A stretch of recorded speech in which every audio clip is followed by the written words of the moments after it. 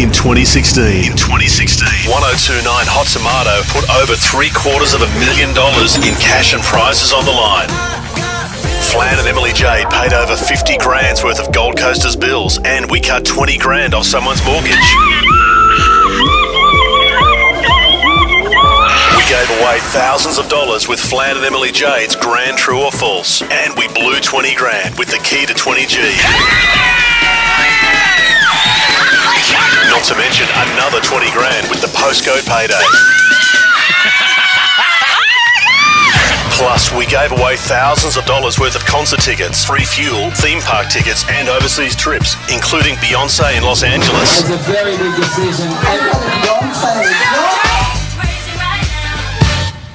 Oh, and did we mention a brand new car? No?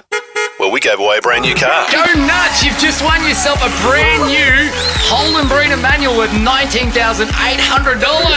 This is so awesome. I'm shaking. But now, wait till you see what we've got planned in 2017. Never seen this before.